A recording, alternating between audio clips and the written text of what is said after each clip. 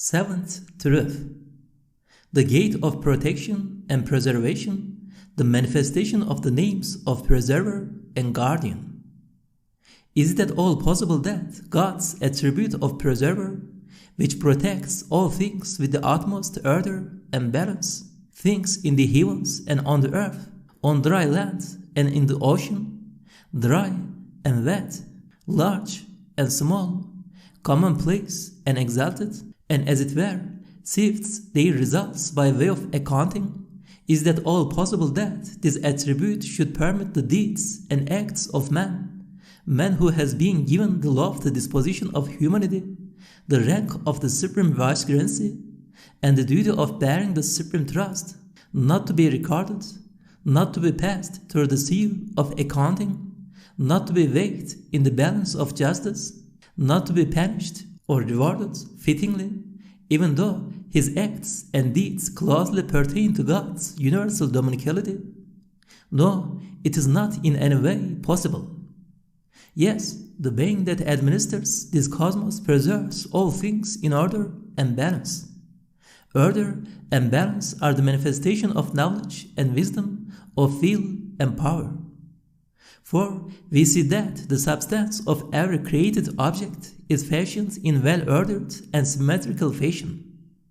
Not only is each of the forms it changes throughout its life well-ordered, but the totality of these forms is also marked by the same orderliness. We see, too, that the glorious preserver preserves many forms of all things, the life of which comes to an end when they have performed their function, and which depart from the manifest world in the memories of man that are like a kind of preserved tablet, or in a form of archetypal mirror. Note, see the footnote to the seventh aspect above. He also writes and inscribes a brief history of their life in a seed that is like the results and outcome of the whole. Thus, he causes all things to be preserved in mirrors pertaining to both the outer and inner worlds. The memory of man, the fruit of the tree, the kernel of the fruit, the seed of the flower, all of these demonstrate the universality and comprehensiveness of the law of preservation. Do you not see that all the flowers and fruits of the vast spring, the records of their deeds in appropriate form, the laws of their formation, and the images of their forms are all inscribed into the finite space of a minute seed, and are there preserved? The following spring, their record of deeds is set forth in a form of accounting appropriate to them, and another vast world of spring is brought forth with the utmost order and wisdom. This demonstrates with what powerful comprehensiveness God's attribute of preserver exercises itself. Considering that the results of such transcend, commonplace, impermanent, and insignificant things are preserved, is that all possible that man's deeds that yield important fruit in the world of the unseen, the world of the hereafter, and the world of spirits from the point of view of universal dominicality, is that all possible that they should not be guarded and preserved, should not be recorded as a matter of importance? No, by no means. Yes, from this manifestation of God's attribute of preserver, it can be deduced that the master of all creation devotes great care to the orderliness of all things that come to pass in his realm. He pays great attention to the function of sovereignty and lavishes extreme care on the dominicality of kingship.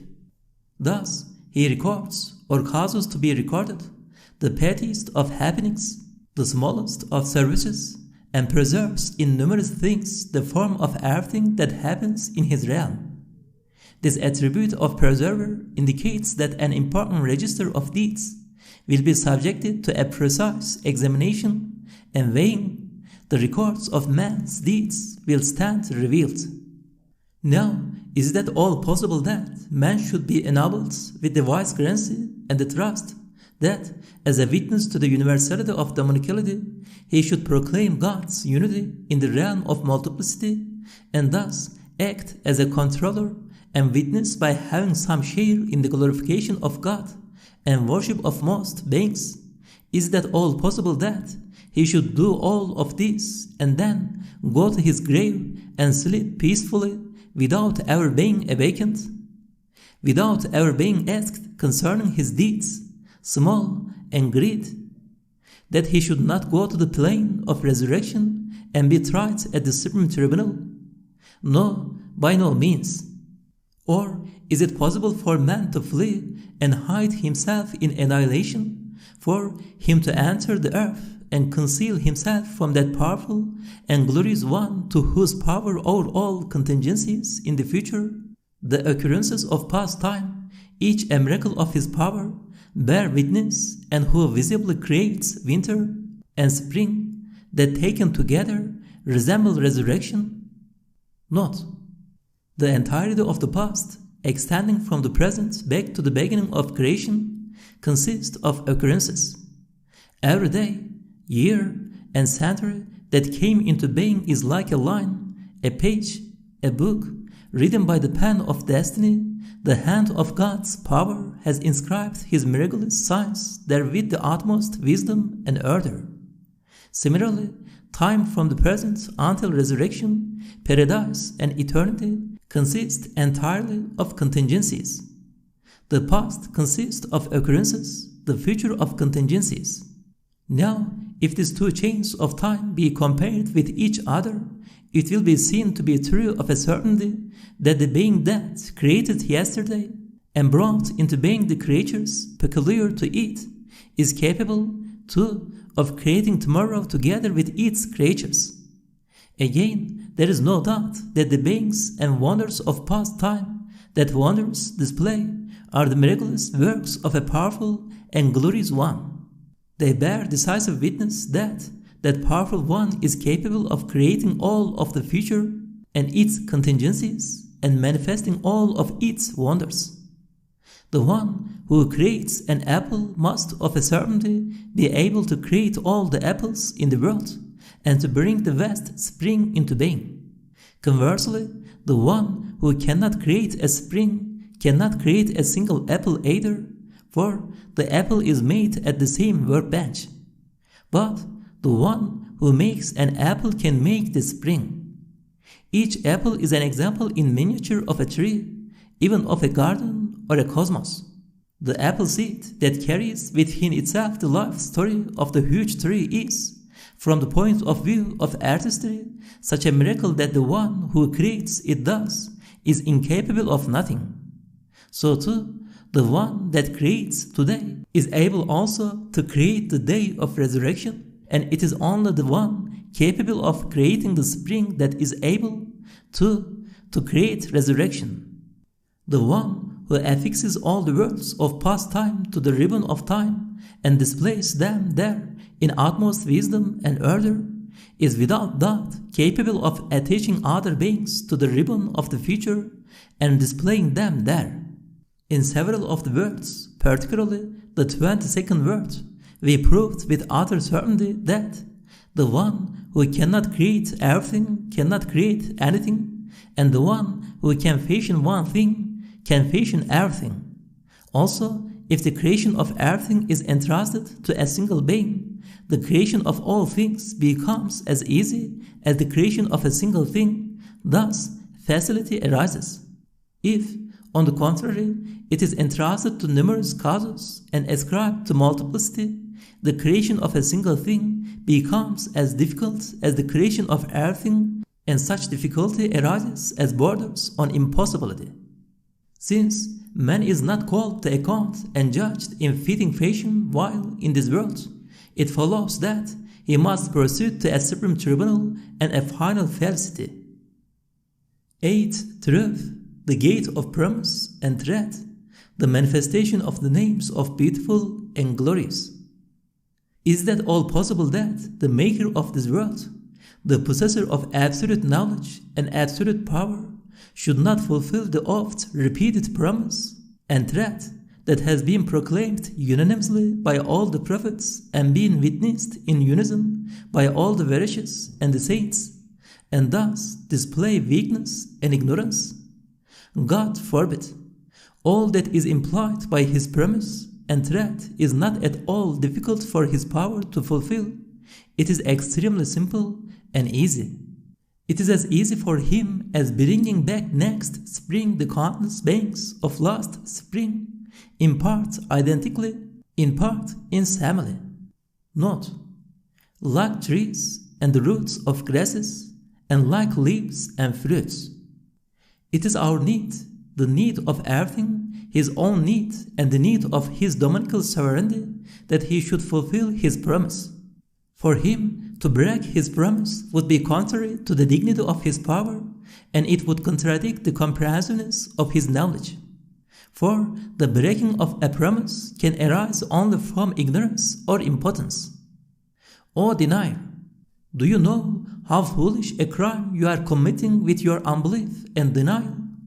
Paying heed to your own lying fancy, your delirious intellect, your deceptive soul, you reject as a liar one who in no way can be compelled to the breaking of his promise, whose glory and stature can in no way admit the breaking of his word, and whose truthfulness and veracity are attested by all visible matters and objects. Despite your infinite pettiness, you are committing a crime of infinitely great proportions. Without doubt, you deserve great and eternal punishment. According to certain narrations, the fact that the teeth of some of the people of hell will be as big as a mountain will serve as an indication of the magnitude of their crime. O denier, you are like a traveler who closes his eyes to the sunlight and looks instead at the fantasy in his own mind. His imagination wishes to illumine the awesome path in front of him with the light proceeding from his mind's lamp, that in reality is no stronger than a glowworm. Whatever has been promised by God Almighty, whose veracious words are these beings we see, and whose truthful, eloquent signs are the processes of nature, he will of a surety fulfill. He will establish a supreme tribunal and bestow an ultimate bliss. Ninth truth. The gate of God's bestowal of life and death, the manifestation of the names of eternal living and self-subsistent, and giver of life and giver of death. Is it at all possible that the one who gives life to this vast dead and dry earth, who in so doing demonstrates his power by deploying more than 300,000 different forms of creation, each of them as remarkable as man, who further demonstrates in this deployment his all-embracing knowledge by the infinite distinctions and differentiations he makes in the complex intermingling of all of those forms, who directs the gaze of all his slaves to everlasting bliss by promising them resurrection in all of his heavenly decrees, who demonstrates the splendor of his dominicality by causing all of his creation to collaborate with one another, to revolve within the circle of his command and his will, to aid one another and be submitted to him, who shows the importance he has given to man by creating him as the most comprehensive, the most precious and delicate, the most valued and valuable fruit on the tree of creation by addressing him without intermediary and subjugating all things to him. Is it at all possible that so compassionate and powerful a one, so wise and all-knowing a one, should not bring about resurrection, should not gather his creatures together, or be unable to do so, should not restore man to life, or be unable to do so, should not be able to inaugurate his certain court, should not be able to create heaven and hell? Nay, indeed, by no means is any of this possible. Indeed, the Almighty Disposer of these world's affairs creates in every century, every year, and every day on the narrow and transcendent face of the globe numerous signs, examples, and indications of the sovereign gathering and the plane of resurrection. Thus, in the gathering that takes place every spring, we see that in the course of 5 or 6 days, more than 300,000 different kinds of animal and plant are first gathered together and then dispersed. The roots of all the trees and plants, as well as some animals, are revived and restored exactly as they were. The other animals are recreated in a form so similar as to be almost identical. The seeds, which appear in their outward form to be so close to each other, nonetheless, in the course of 6 days or 6 weeks, become distinct and differentiated from each other, and then, with extreme speed, ease, and facility, are brought to life in the utmost order and equilibrium. Is it at all possible that for the one who does all of these anything should be difficult, that he should be unable to create the heavens and the earth in 6 days, that he should be unable to resurrect man with a single blast? No, by no means is it possible. Let us suppose there were to be some gifted writer who could write out in a single hour the confused and obliterated letters of 300,000 books on a single sheet without any error, omission, or defect, complete and in the best form. If someone were then to say to you that that writer could write out again from memory a book written by him that had fallen into the water and become obliterated, would you then say that he is unable, and would you not believe in his ability?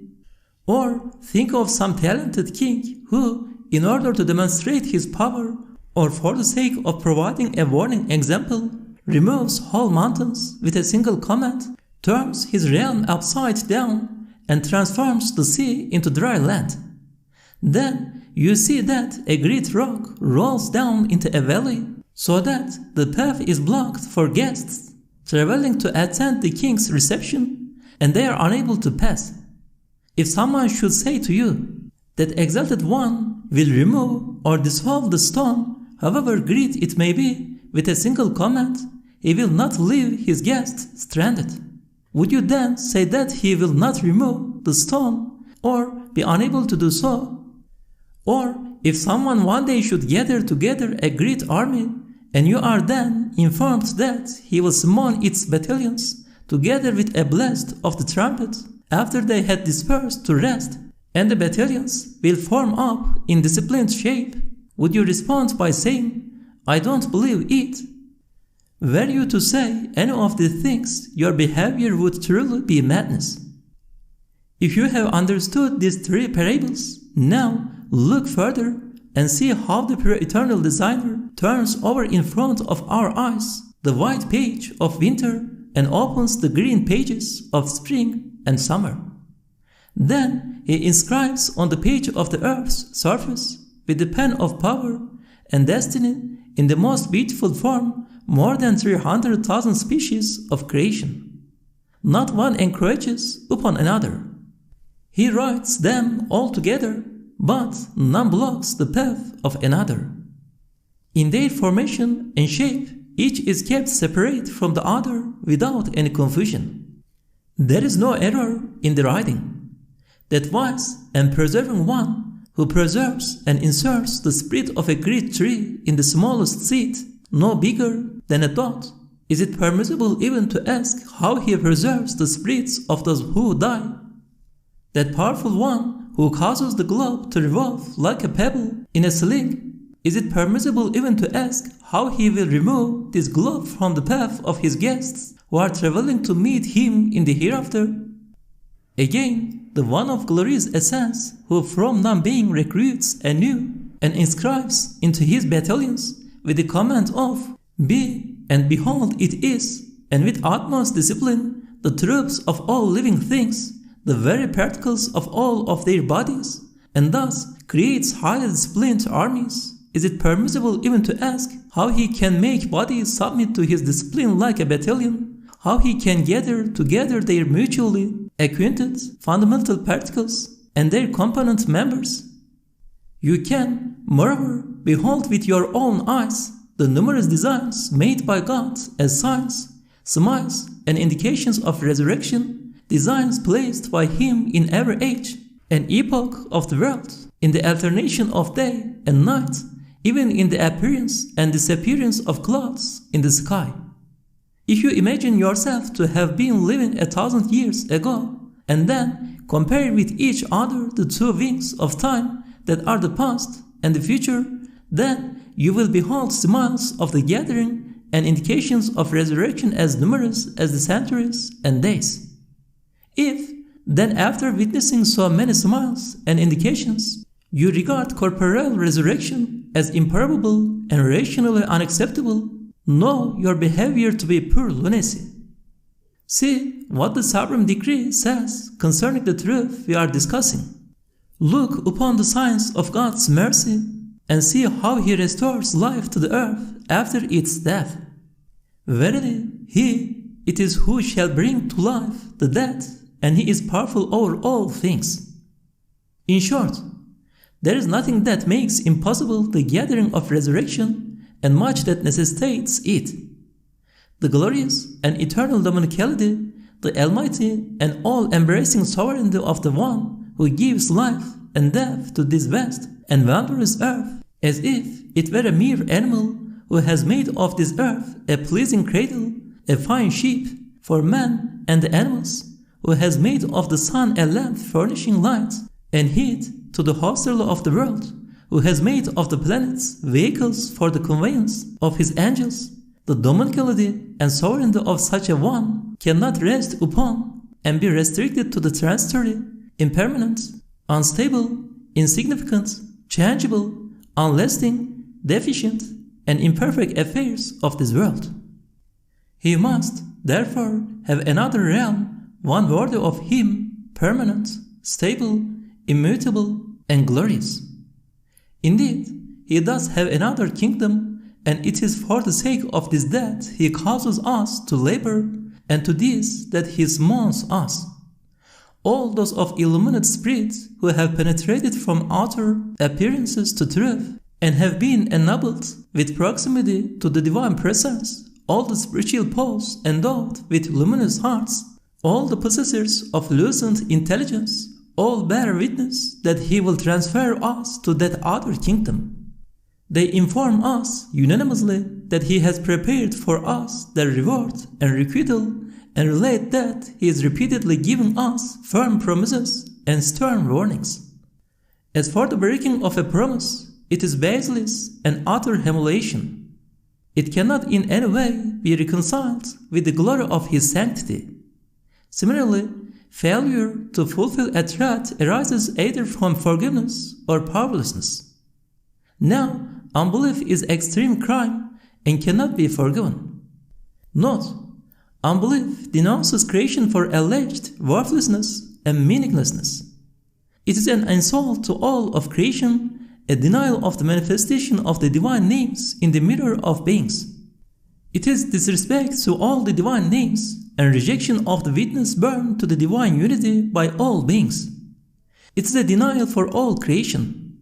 It corrupts man's potentialities in such a way that they are incapable of reform and unreceptive to good. Unbelief is also an act of utter injustice, a transgression against all of creation and the rights of God's names. The preservation of those rights, as well as the unredeemable nature of the unbeliever's soul, make it necessary that unbelief should be unpardonable. The words, to assign partners to God is verily a great transgression, express this meaning. The absolutely omnipotent One is exempt of and exalted above all powerlessness.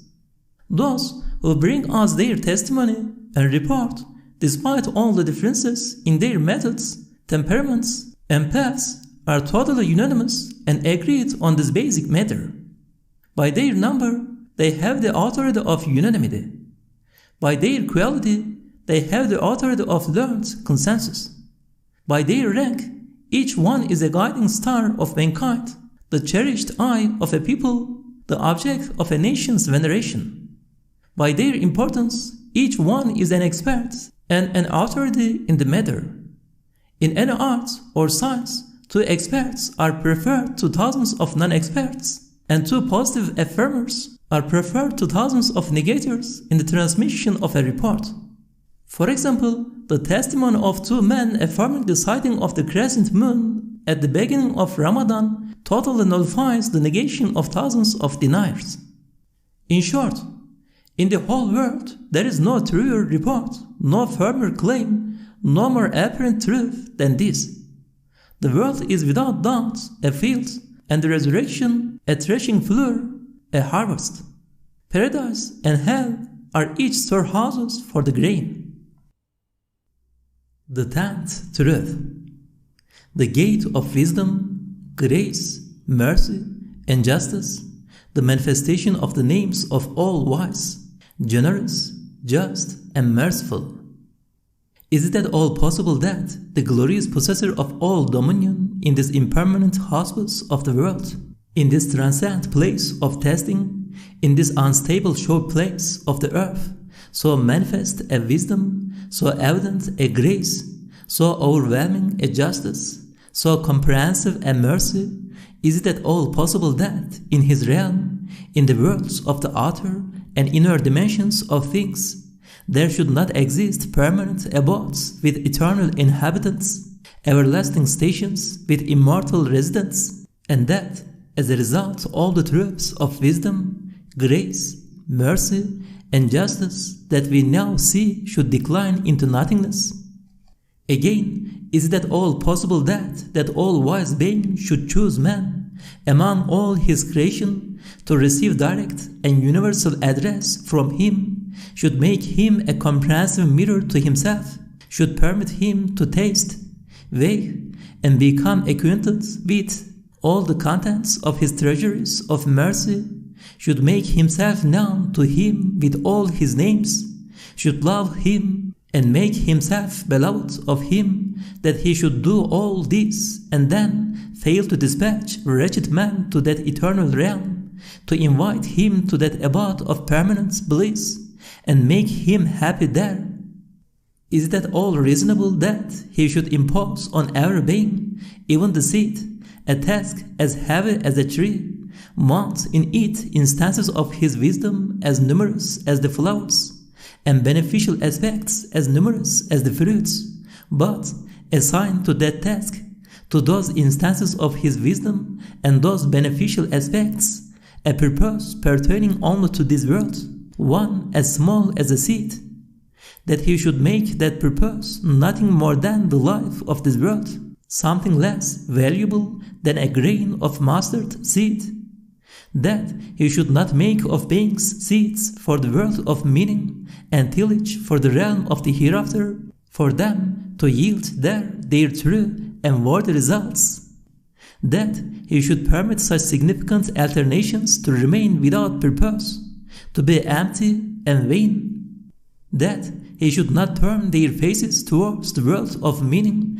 and the hereafter, so that they might there reveal their true purposes and fitting results.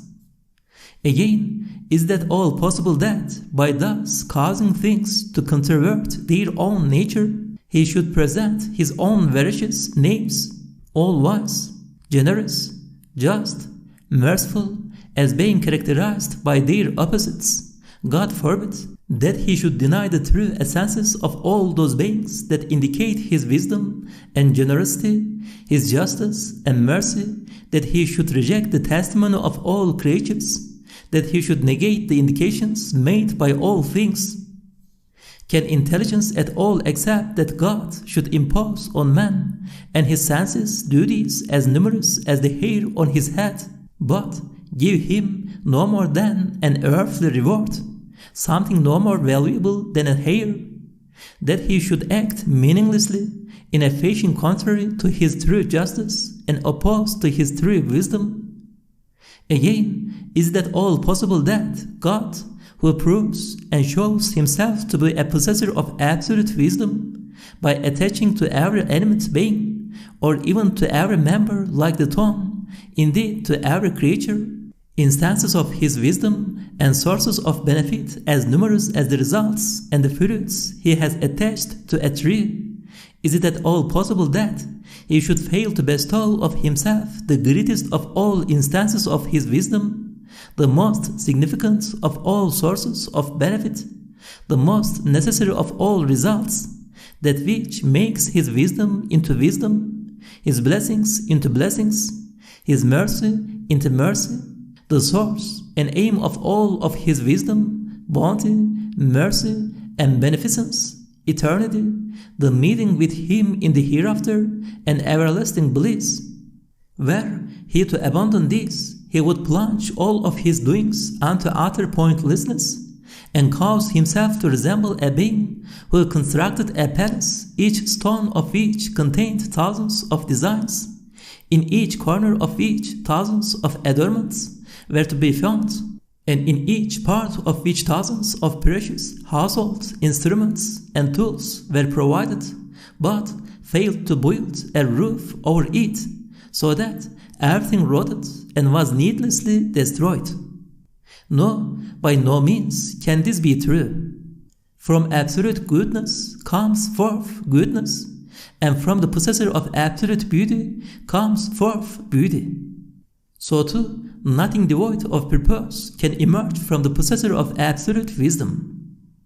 Whoever in his imagination embarks on the ship of history and sets sail for the past will see that stages, places, gatherings, and worlds as numerous as the years, and each like the stopping place that is the world, the fields of trial, the gathering of creation that we now see.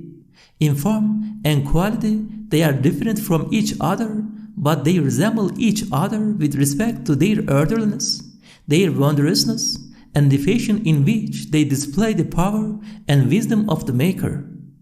In those impermanent stopping places, those transcendent fields, those fleeting gatherings, he will also see the orderly workings of so manifest a wisdom, the indications of so evident a beneficence, the signs of so imperious a justice, the fruits of so comprehensive a mercy, that he will know of a certainty, unless totally devoid of perception, that a more perfect wisdom that which he beholds is inconceivable, that a beneficence more beauteous than that the science of which he observes is impossible, that a justice more glorious than that the indications of which he sees cannot exist, and a mercy more comprehensive than that the fruits of which he sees is unimaginable. If, to suppose the impossible, there were no permanent abodes, lofty mansions, everlasting stations, and eternal abodes, with their eternal residents, God's joyous servants in the realm of that eternal monarch, who disposes all affairs and who constantly is changing the hospice and its inmates, then it would be necessary to reject the true essences of wisdom, justice, beneficence, and compassion, those four powerful and universal spiritual elements that are like light, air, water, and earth, and to deny their existence, even though they are as apparent as that of the external elements. For it is plain that this impermanent world and its contents cannot be a complete manifestation of their true essences. If there is no other place, somewhere else, where they can be manifested fully, it then becomes necessary, with a lunacy like that of the man who denies the existence of the sun, even though he sees its light filling the day, to deny the wisdom that we can see in everything in front of our eyes, to deny the beneficence that we can observe in our own souls, and in most other things, to deny the justice the signs of which appear so strongly, and to deny the compassion we see everywhere in operation. Note, there are two varieties of justice, one affirmative, the other negative. The positive variety consists in giving the deserving his right. This form of justice exists throughout the world in the most obvious fashion, because, as proven in the third truth, it observably bestows, in accordance with special balances and particular criteria, all the objects of desire requested by everything from its glorious Creator, with the tone of innate capacity, the language of natural need, the speech of necessity, and all the requirements of life and existence. This variety of justice is, then, as certain as life and existence itself. The other variety of justice, the negative, consists in chastising the unjust. It gives wrongdoers their due by way of requital and punishment. This type of justice is not fully manifest in this world. even though there are countless signs and indications that permit us to sense its true nature. For example, all the chastising blows and punitive lashes that have descended on all rebellious peoples, from the Ad and Semud to those of the present age, show definitely that an exalted justice dominates the world. It follows in turn that we must regard as a foolish prankster, a treacherous tyrant, the one from whom proceed all the wise processes, the generous deeds, and the merciful gifts we pursue in the universe. God forbid that this should be so. It is a totally impossible reversal of the truth. Even the foolish sophists who deny the existence of everything and even that of their own selves would not readily contemplate such a proposition.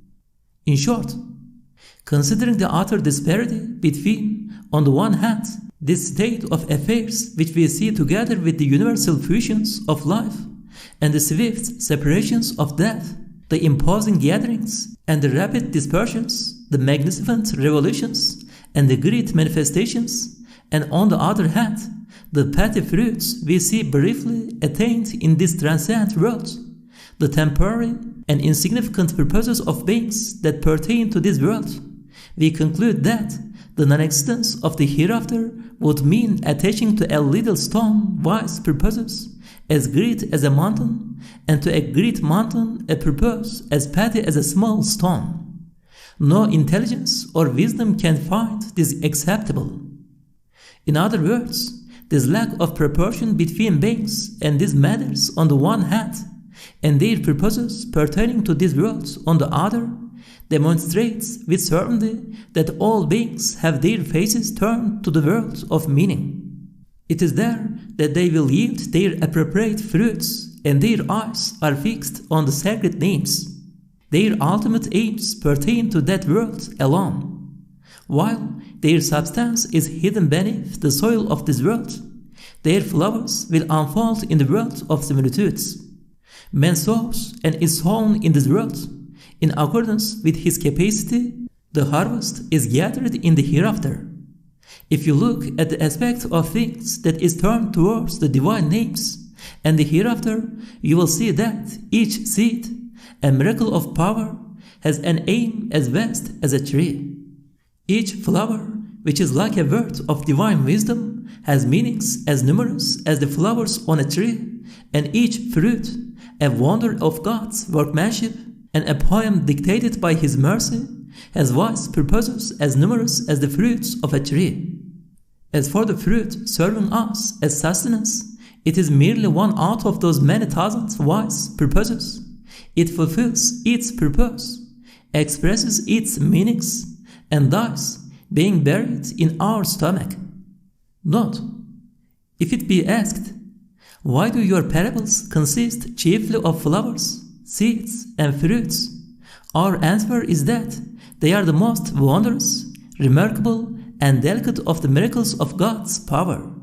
Moreover, since naturalists, philosophers, and the people of misguidance have been unable to read the subtle script written upon them by the pen of destiny and power, they have chalked on them and fallen into the swamp of nature. Since these transcendent beings yield eternal fruits in another place, live there permanent forms of themselves, and express their everlasting meanings, since they engage in ceaseless glorification of the Maker, and since man becomes man by pursuing these aspects of things that are oriented to the hereafter, thus finding his way to eternity by means of the transcendent.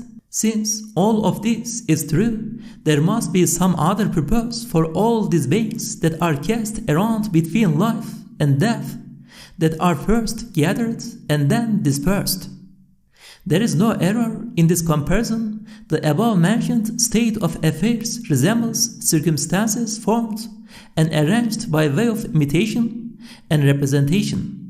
Brief gatherings and dispersions are arranged at great expense merely for the sake of taking pictures that can thereafter be shown in the cinema.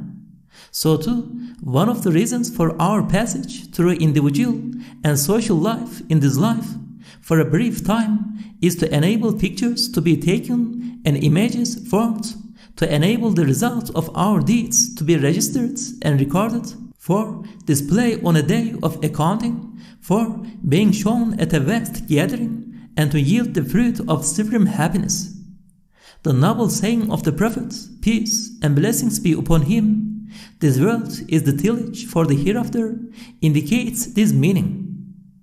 Since the world exists, and within this world wisdom, beneficence, compassion, and justice also exist, with their numerous evidences of a certainty, the hereafter also exists, just as surely as does this world.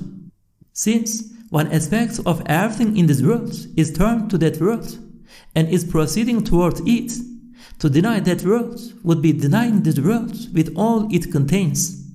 Just as the allotted hour and the grave await man, so too do paradise and hell anxiously watching for his arrival.